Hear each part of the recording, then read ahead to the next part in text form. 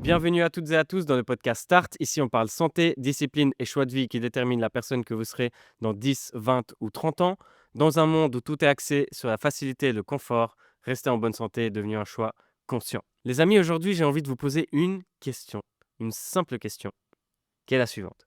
Combien de fois avez-vous tout recommencé de zéro? Combien de fois? Une fois? Deux fois? 5 fois? 25 fois? 50 fois? Pour ma part, je dois être peut-être autour des 77, je dirais. 77 fois où je suis revenu au point de départ et je me suis dit: «Purée, qu'est-ce que j'ai appris là-dedans? Pourquoi je suis de nouveau au point de départ?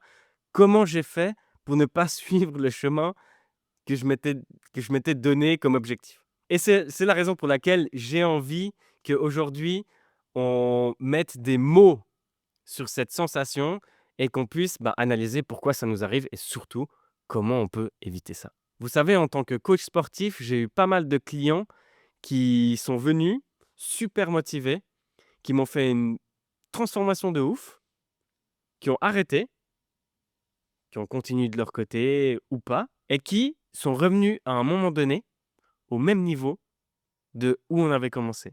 Et quand je discute avec eux pour remettre en place une structure, un plan pour atteindre leur objectif, ils vont souvent remettre en place les mêmes petites choses qui ont fait que ils ont atteint un stade où ils ont relâché et ils sont retournés à la case départ. Et ça, au fil du temps, j'ai réussi à analyser et j'ai réussi à comprendre, en fait, certains mécanismes qui font que, on va pouvoir atteindre nos objectifs et surtout rester constant lorsqu'on a, entre guillemets, «atteint nos objectifs». On n'a jamais vraiment atteint tous nos objectifs parce que sinon, ce serait pas drôle. À chaque fois, en cours de route, on va ajouter des objectifs et donc on va toujours avoir un but, une cible vers laquelle aller. Ce que je veux dire par là, c'est qu'aujourd'hui, j'ai la capacité, dans la majorité des cas, de savoir quand un client vient vers moi, s'il va, oui ou non, atteindre ses objectifs et surtout s'il va tenir dans la durée.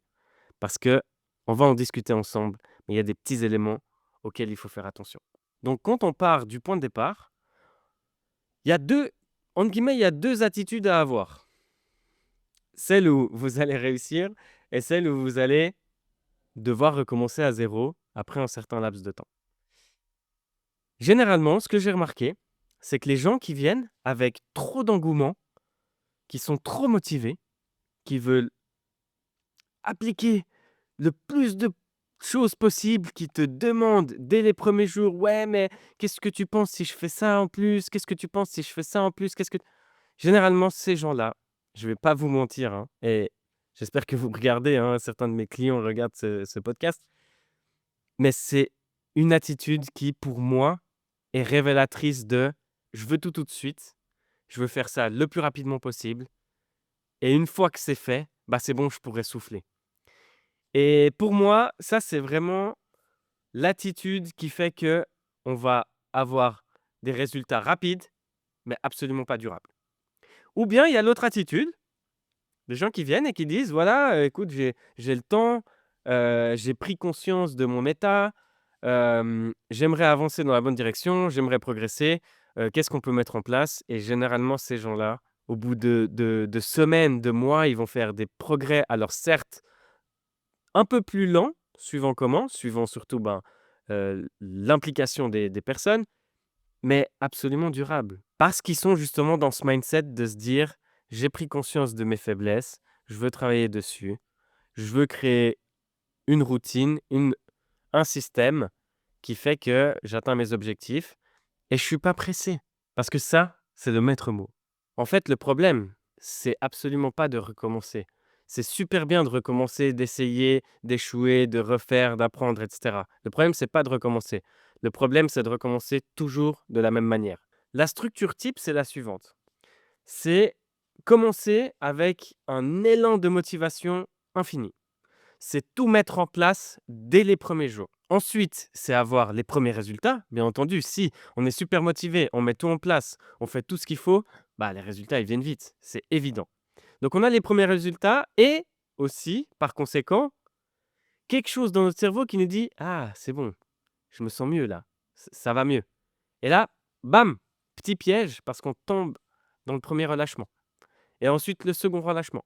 Puis on se dit: «Ouais, mais en fait, c'est facile, j'ai fait ça vite, je peux revenir vite» et en fait, ça, c'est un peu le piège dans lequel il faut pas tomber parce que on va très vite sortir du cadre et comme je le dis dans l'épisode, précédent, du moment qu'on sort du cadre et qu'on se dit: «Bon, foutu pour foutu, allez, je refais ça encore. Non, mais c'est bon, je peux me permettre. Non, mais je refais mieux la semaine prochaine. Non, je recommence lundi, t'inquiète».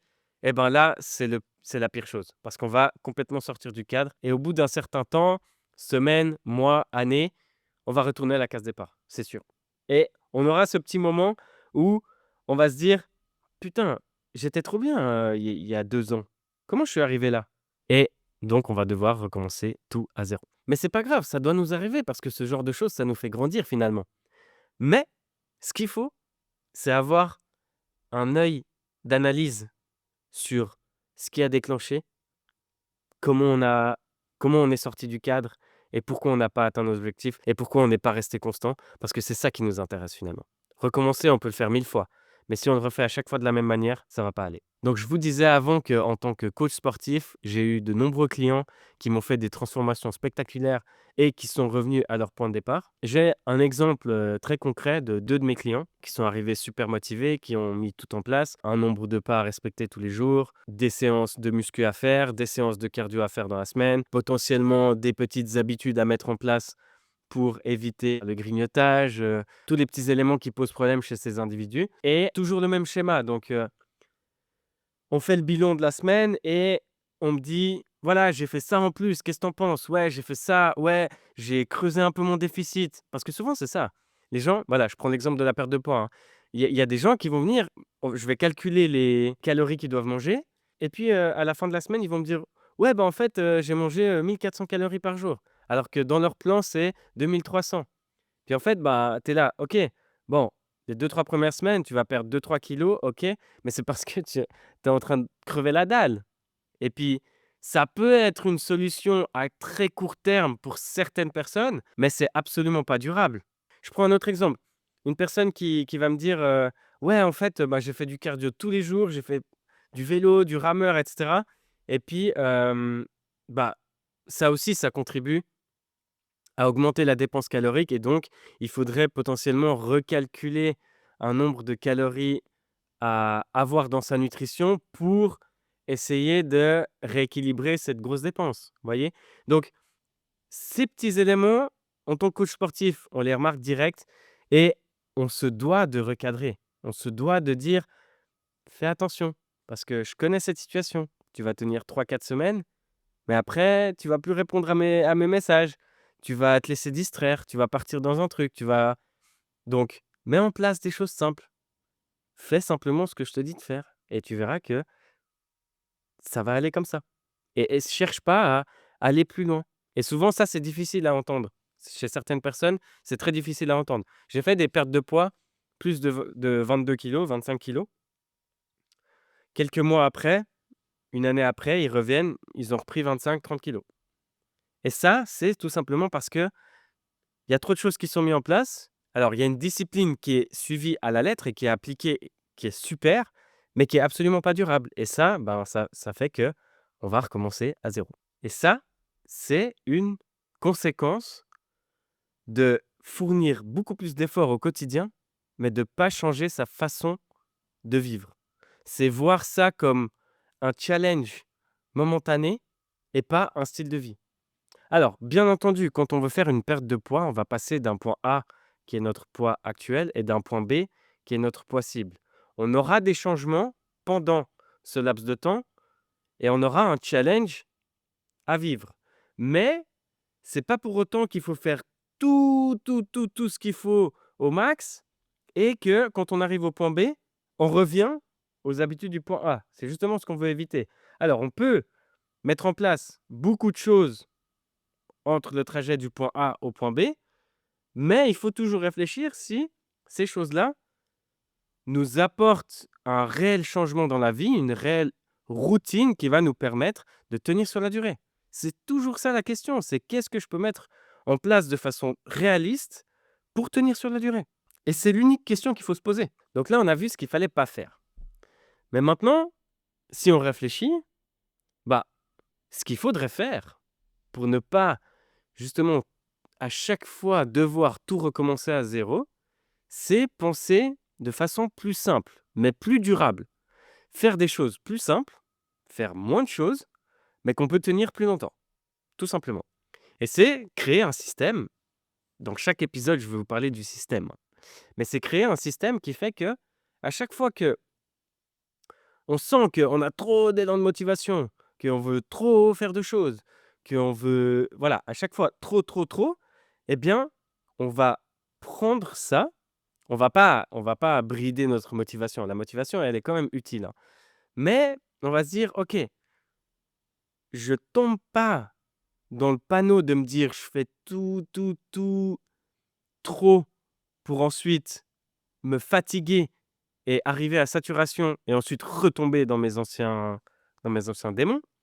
Mais je vais toujours réfléchir à qu'est-ce que je peux ajouter en plus que je peux tenir?» Parce que finalement, c'est pas celui qui fait tout parfaitement qui gagne. C'est celui qui ne sort jamais vraiment de son cadre. Donc s'il y a une chose à retenir dans cet épisode, c'est que vouloir tout changer tout d'un coup, c'est jamais durable. Ce qu'il faudrait faire, c'est identifier les choses, et d'ailleurs c'est ce que je vais vous demander de faire aujourd'hui, c'est d'identifier les facteurs qui vont déclencher votre sortie du cadre et surtout la réaction que vous avez eue à ce déclencheur. Si, quand vous avez eu le déclencheur qui vous a fait sortir du cadre et que vous vous êtes dit: «Bon, bah, au final, c'est pas fait pour moi, au final, non, bah, j'ai avancé vite, donc je pourrais le refaire vite» et cetera.